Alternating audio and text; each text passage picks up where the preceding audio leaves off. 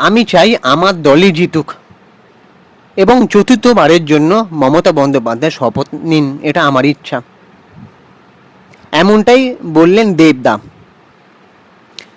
তো দেবদা আরও বলেছেন যে দিদি এলে তো বলবই, কেন্দ্রকেও জনসংখ্যা নিয়ন্ত্রণের পরিকল্পনা নিতে আর্জি জানাবো। দেবদার কথায় উঠে এলো অনেক কিছু, আজকে সেটা নিয়ে আলোচনা করব। আজকে 29শে মে, সবাই নিশ্চয় সচেতনভাবে বা শান্তিপূর্ণভাবে ভোট দিয়েছো আশা করা যায়। তো আমাদের একটা ছোট্ট রিকোয়েস্ট, আমাদের ইউটিউব চ্যানেলটাকে একটা সাবস্ক্রাইব করে দাও, ভিডিওটাকে একটা লাইক দাও, পুরো ভিডিওটা স্কিপ না করে তোমরা দেখো, তাহলে অনেক কিছু জানতে পারবে।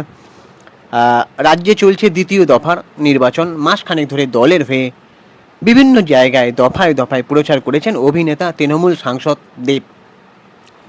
বুধবার সাউথ সিটির স্কুলে ভোট দিয়ে দেবদার বার্তা, সকলে যেন গণতান্ত্রিক প্রক্রিয়ায় সামিল হন। ভোট দেওয়ার পরে সংবাদ মাধ্যমে মানে নিউজ মিডিয়ায় তিনি যে বিবৃতিগুলো দেন সেগুলো ঠিক এই রকম: ভোটের মাধ্যমে আমরা যেন একটা ভালো সরকার এবং ভালো ভবিষ্যৎ পাই। এখনও পর্যন্ত শান্তিপূর্ণ ভোট হয়েছে এবং যথেষ্ট সংখ্যক মানুষ ভোট দিয়েছেন বলে মনেও করেন দেবদা। অভিনেতার কথায় এটাই তো হওয়া উচিত, যত বেশি ভোট পড়বে ততই তো ভালো। প্রতিটা ভোটের গুরুত্ব আছে, এটা মানুষকে বুঝতে হবে। কথাটা এটা দেবদা ঠিক বলেছেন যে প্রতিটা মানুষকে ভোট দেওয়াটা উচিত। অনেক কেউ যেমন ভোট দিতে যায় না, প্রতিটা মানুষের ভোট দেওয়াটা উচিত, কারণ ভোট দেওয়া তাদের গণতান্ত্রিক অধিকারের মধ্যে পড়ে। তো এবারে দেবদা কে জিজ্ঞেস করা হয় যে তার দলের জন্য লড়াই কি আরও কঠিন, কি আশা করছেন দেবদা এবারের নির্বাচনে। অভিনেতা সাংসদের স্পষ্ট জবাব যে আমি দলের কর্মী হিসাবে চাইব আমার দলই জিতুক। যে দলের হয়ে 1 মাস প্রচার করেছি চাইব তারাই জিতুক। অন্য দলীয় কর্মীদের মতোই আমি চাই চতুর্থবারের জন্য মমতা বন্দ্যোপাধ্যায় শপথ নিক, এটা আমার ইচ্ছা। কিন্তু বাকিটা 4ই মে সবাই জানতে পারবো। ভোটের প্রচারে নানা বিষয় নিয়ে কথা বলেছেন দেব। কোনো রকম ধর্মীয় বিষয় যাতে ভোটের ইস্যু না হয়ে ওঠে সেই বার্তাও দিয়েছেন তিনি। বুধবার ভোট দিয়ে দেব বলেন, বারে বলেছি আমাদের দেশ ধর্মনিরপেক্ষ দেশ, তাই সব রকমের জাতি ধর্মকে সম্মান করতে হবে। বিশেষত দেশ চালান যারা, তাদের ধর্মনিরপেক্ষ থাকতে হবে। মুখ্যমন্ত্রী প্রধানমন্ত্রী তো আসবে যাবে, কিন্তু নির্বাচন কমিশন, সেনাবাহিনী, ইডি এদের তো ধর্মনিরপেক্ষই থাকতেই হয়, এমনটা দেবদা বলেন। দেবের কথা, আমি চাই আমার দলই জিতুক, কিন্তু কে কাকে ভোট দেবে তা আমি বলতে পারবো না। আমি তো ভগবান নই যে ভবিষ্যৎবাণী করতে পারবো। এটুকুই বলবো, মানুষ নিজের পছন্দ মতো প্রার্থীকে ভোট দিন। ভবিষ্যতে কোন কোন বিষয়ে পরিবর্তন দেখতে চান সেই বিষয়ে নিজের অবস্থান স্পষ্ট করেছেন দেব। প্রথমেই তিনি জনসংখ্যা নিয়ন্ত্রণের কথা বলেন, তারপরেই তার মুখে কর্মসংস্থানের প্রসঙ্গ। অভিনেতা তথা সাংসদ বলেন, আমি জানি না এটা বলা ঠিক হবে কিনা, তবে সত্যি বলতে রাজ্যে তথা গোটা দেশেই জনসংখ্যা প্রবলভাবে বৃদ্ধি পাচ্ছে। চাকরির অবস্থাও দেখতেই পাচ্ছেন সবাই।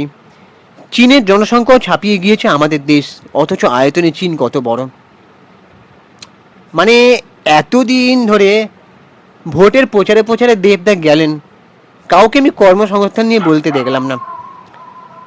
এর আগে আরও যারা রন্ধে সেলিব্রিটিরা রাজনীতিতে যোগদান করেছেন, জানি না তারা রাজনীতি কি বোঝেন কি জানেন, তারা শুধুমাত্র টাটা মানে হাই করছেন হাই করছেন, কিন্তু জনগণ তো ঠিক একইভাবে তাদের সিনেমাকে টাটা বাই বাই করতেই পারে, তাই না? মানে তাদের সিনেমা তো নাও দেখতে পারেন, এমনিতেই তাদের সিনেমা খুব একটা চলে না।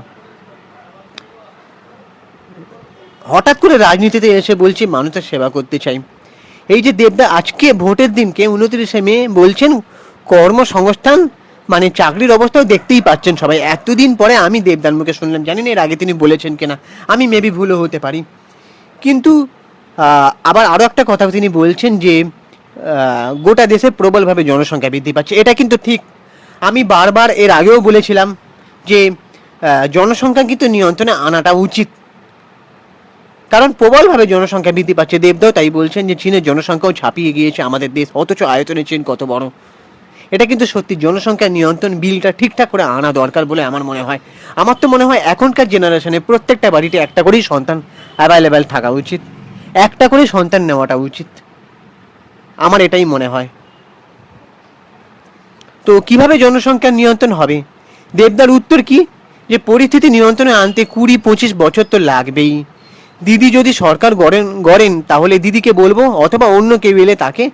আসলে কেন্দ্রীয় সরকারের কাছে আর্জি রাখবো যাতে প্রতিটি রাজ্যে জনসংখ্যা নিয়ন্ত্রণে আনার পরিকল্পনা করা হয়। দীর্ঘ সময় লাগবে, ঘাটাল মাস্টার প্ল্যানের তো 5 বছরের পরিকল্পনা নয় এটা।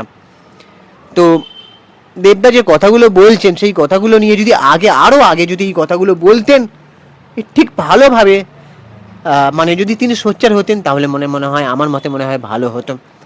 আর সেলিব্রিটিরা যারা রাজনীতিতে যোগ দিতে চান তাদের আমার মনে হয় যদি সত্যি মানুষের সেবা করার ইচ্ছা থাকতো, তাহলে তারা যদি নিজেরা একটা দল গঠন করতেন, সেই দলটার হয়ে প্রচার করতেন মানুষের। আর আমার তো মনে হয় মানুষের সেবা করা যদি সত্যি দরকার হয় তাহলে রাজনীতিতে আসতে লাগে না। এই যে সেলিব্রিটির, একটা শিল্পীর কাজ হচ্ছে সৃষ্টি করা, রাজনীতি করাটা তার পেশা নয়। তাহলে তারা রাজনীতি হিসেবেই ক্যারিয়ারটা তৈরি করতে পারতো। কেন তারা সেলিব্রিটি হতে আসতো, কেন অভিনেতা হিসেবে আমাদের মনে জায়গা তৈরি করতে এলো? আমরা তাহলে আর মনে জায়গাটা দিতাম না, তাই না?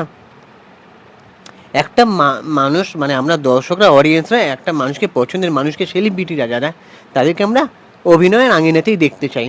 তারা হয়তো দুটো বাক্য খরচা করে না কোনো ঘটনা ঘটলে, যখন কোনো রাজ্যকরের মতন ঘটনা ঘটে, বা যখন কোনো বাংলাদেশে দীপুচন্দ্র দাসের সঙ্গে যেমন ঘটনা হচ্ছিল, এরকম বহু বহু উদাহরণ আছে, ঠিক আছে? তারা একটা বাক্য সেভাবে খরচা করে না। আমরা সেটা তাও মেনে নিয়েছি যে না, ঠিক আছে, তারা অভিনয় করা কাজ, অভিনয়টা করবে, এসব বা করবে কেন? কিন্তু রাজনীতিতে আসছে, অথচ এইসব নিয়ে কথা, তাদের এইসব নিয়ে কেন সোচ্চার হতে দেখা যায় না? হঠাৎ করে রাজনীতিতে এসে মানুষের সেবা, কী মানুষের সেবা? একটা জায়গায় সুভাষিস মুখোপাধ্যায় দেখছিলাম বলছিল যে মানুষের সেবা নয়, তারা নিজের সেবা করতে চায়। সেটা নিয়ে আমি পরে ভিডিও বানাবো। তো এবার তোমাদের কী ওপিনিয়ন তোমরা অবশ্যই কমেন্ট করে জানাও যে দেবদার এই কথাগুলো কতটা ঠিক বলে মনে হয়। তো দেবদা আজকে যে কথাগুলো বলেছে ঠিক, কিন্তু কতটা বাস্তবে হবে আমার জানা নেই। আর আগে যদি বলতেন এই কথাগুলো বেশি ভালো হতো। দেখো, এই ভিডিওটার মাধ্যমে আমার কাউকে পার্সোনাল অ্যাটাক বা কোনো দলের প্রতি রাগ বা আক্রোশ করা নয়। আমার কাছে কথা হচ্ছে, যে দলই থাকুক না কেন ক্ষমতায়, বা যে দলই আসুক না কেন, মানুষের হয়ে ভাবতে হবে, মানুষের উপকারের কথা ভাবতে হবে। কারণ রাজনীতি একমাত্র হওয়া উচিত মানুষের উন্নয়নের ভিত্তিতে, মানুষের কর্মসংস্থানের ভিত্তিতে, মানুষের উপকারের ভিত্তিতে, আর মানুষের ভালোবাসার ভিত্তিতে। মানুষের উপর মানুষের ভালোবাসাটাই একমাত্র পারে ব্যালট বক্সে সেই ভালোবাসাটা ভরিয়ে দিতে। ব্যালট বক্স সেটা একদমই আলাদা জিনিস, এখানে কোনো রকম কারসাজি করতে লাগে না বস। কারণ গণতন্ত্রে একমাত্র জনগণই আসল কথা, তাই জনগণকে সবসময় বোকা বানানো যায় না। তো এবার তোমাদের কী ওপিনিয়ন তোমরা অবশ্যই কমেন্ট করে জানাও। আমাদের ইউটিউব চ্যানেলটাকে একটা সাবস্ক্রাইব করে দাও, ভিডিওটাকে একটা লাইক দাও।